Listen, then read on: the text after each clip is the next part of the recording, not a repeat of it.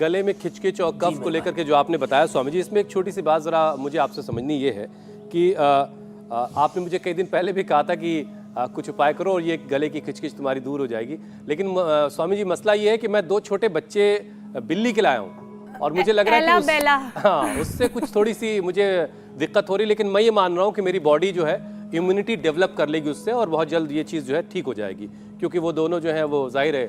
Swami ji, cat hair allergy को लेकर भी कई बार बातें की जाती हैं, तो क्या हुसैन को वो हो सकता है?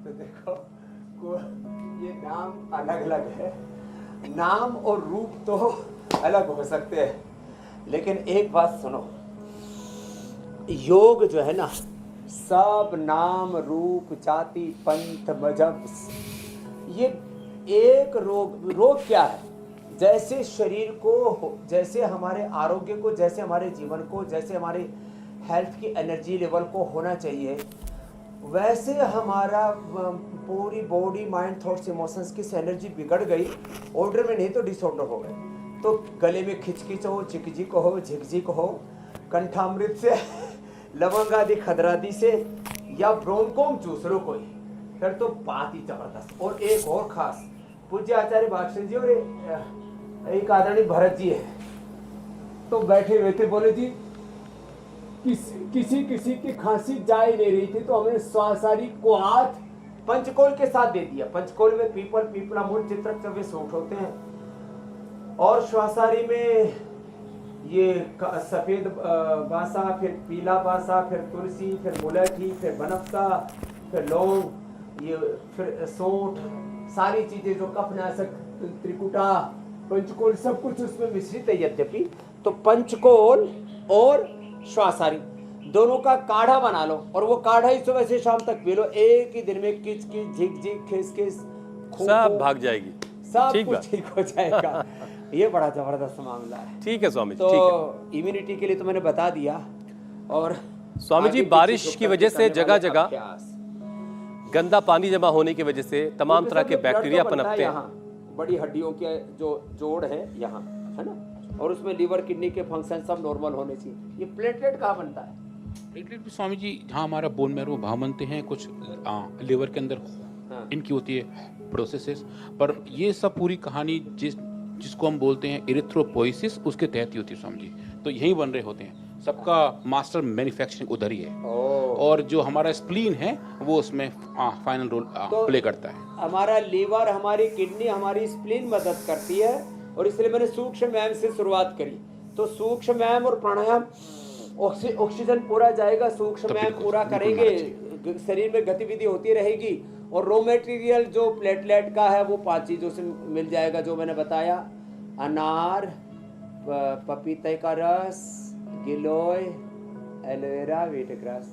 और किसी को यदि हीमोग्लोबिन कम हो जाए तो फिर अनार, गाजर, चुकंदर, व्हीट ग्रास, एलोवेरा, और उसमें जो भी हरा पत्ता मिल जाए। लेकिन हरे पत्तियों के लिए वर्षात में आयुर्वेद में, अब देखो ये भी एक बहुत बड़ी बात है, बाकी एक रहस्य की बात तो बाद में बताएंगे। वर्षात में आयुर्वेद में हरी शाक सब्जियां खाने का निषेध है। निषेध इस अर्थ में है, अब लोग कहते हैं जी ये हरी शाक सब्जियां बहुत महंगी, वो तो बहुत से तो हरी सब्जियां पैदा ही नहीं होती। जब प्रलय हो जाता है, जब पानी भर जाता है, तो उसमें मर जाती हैं घास, साग सब्जियां बहुत सारी। और जो साग सब्जियां पैदा होती भी हैं, उनको अच्छे से धो करके फिर खाएं, नहीं तो उन साग सब्जियों में से ऐसे कुछ कीड़े हैं, वो पेट में और पेट से फिर दिमाग में चले जाते हैं, और दिमाग में घर बना लेते हैं, उससे फिर बाद में एपिलेप्सी और दूसरी प्रॉब्लम हो जाती है। लेकिन शुक्र है हम पिछले 50 सालों से घास फूस खा रहे हैं, लेकिन हमारे दिमाग में कीड़े नहीं है, हमने तो दूसरों के कीड़े और मार दिए। दिमाग के कीड़े। ये सही है, ये सही है भाई। और पेट के भी कीड़े मर जाते हैं, आड़ू के पत्ते, आड़ू गांव में बोलते हैं भाई बड़ा आड़ू है, तो आड़ू जो है ना वो कीड़े मारता है। और ये जो तुलसी जैसा दूसरा होता है ना, मरुआ, अब देखो इसको भी लोगों ने मजहब में बांट दिया, तुलसी लगाएंगे हिंदू और मरवा लगाएगा मुसलमान।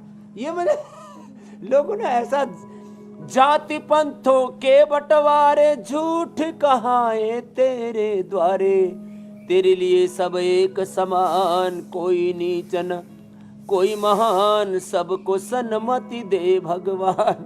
जी मेरे भाई हुसैन जी, और देखिए स्वामी जी, बारिश भी कोई बीच फर्क में नहीं फोन करती कट गया था, जुड़ गया है, अपनी कनेक्टिविटी जारी है। जी।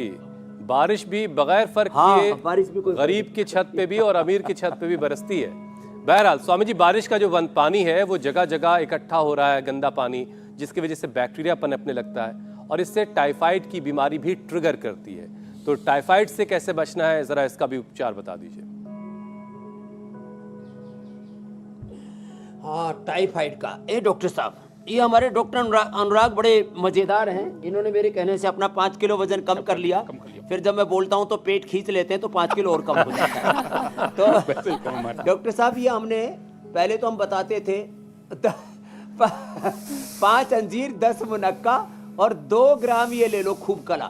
इसकी चटनी बनाओ और उबाल करके अच्छे से काढ़ा बना करके पी लो, साथ में गिलोय घनवटी ले लो। अब 2 चीजें की डॉक्टर अनुराग ने, एक तो फीवोग्रिड बनाया और ये टाइफोग्रिड बनाया। इससे कैसे टाइफाइड ठीक होता है वो बताओ। आंत्र स्रोत होकर के आंत्र ज्वर होता है, कैसे ठीक? हमने स्वामी जी इसको देखा और हमने अपनी लेबोरेटरी में जो टाइफाइड के बैक्टीरिया हैं उनके ऊपर काम किया महाराज जी। अच्छा, और जो इसके टाइफाइड, ऊपर हाँ महाराज, अब लैब ट्रायल हो गया स्वामी जी। तो अभी फर्स्ट डेटा आपको शायद कल परसों तक आ भी जाएगा, जब हम ये देख पाए कि जो टाइफाइड के बैक्टीरिया हैं उनका ग्रोथ टाइफोग्रिड के कंपोनेंट की वजह से कम होता है महाराज जी। क्या बात है।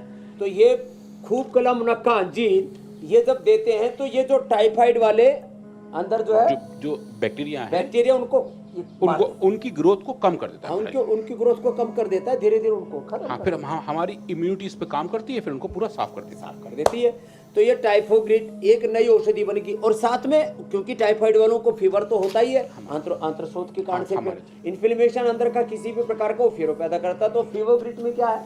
फीवोग्रिड में महाराज जी जो मेन कंपोनेंट हैं चिरायता और गिलोय, उसमें महाराज जी मेन हमें जो फाइंडिंग मिली है वो चूहों में मिली है। हमने चूहों को बुखार पैदा किया। अभी ये नया एक्सपेरिमेंट है, पहली बार मैं आपसे आज बात कर रहा हूँ। अब चूहों को बहुत सताते हो, एक दिन मैं चूहों की तरफ से आप पर मुकदमा करूंगा। हाँ, तो महाराज जी चिरायता, हाँ चिरायता है, गिलोय है और जितनी करंज है महाराज जी, जो बुखार के लिए एक रामबाण औषधि है, तुलसी भी है महाराज जी। और उसके इस्तेमाल करने से महाराज जी हम क्या पाए कि चूहों का बुखार एक डोज में महाराज जी कम हो गया। क्या बात है, ये तो जोरदार काम है महाराज जी। पैरास्टामोल साथ हमने रन किया था। पैरास्टामोल जो क्रोसिन नॉर्मल दवा है, जो काम क्रोसिन कर रहा था लगभग वैसा ही काम लेकिन क्रोसिन बुखार को कैसे ठीक करता है, उसका मैकेनिज्म बताओ और इसका बताओ। महाराज जी, क्रोसिन तो कॉक्स 2 पाथवे को मॉडिफाई करता है। हाँ, और उसकी वजह से वो बहुत स्पेसिफिक मार्कर, टेम्परेचर को नॉर्मलाइज करने से जो बॉडी का नेचुरल पाथवे उसको ब्रेक करते हैं, उसको करते हैं। और ये महाराज जी स्पेसिफिकली जाके इन्फ्लेमेशन को कम करते हैं, जिसकी वजह से कारण से बुखार हो रहा है उसका निवारण करता है। ये है फीवोग्रिड।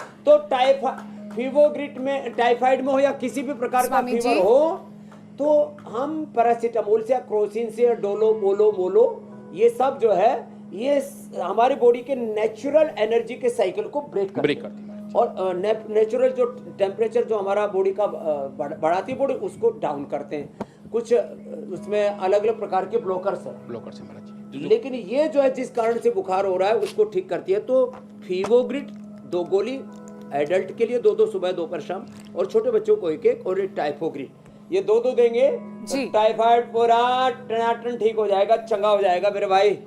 इंडिया टीवी हर वक्त हर जगह डाउनलोड करने के लिए सर्च करें India TV news Google play store या ऐप स्टोर पर।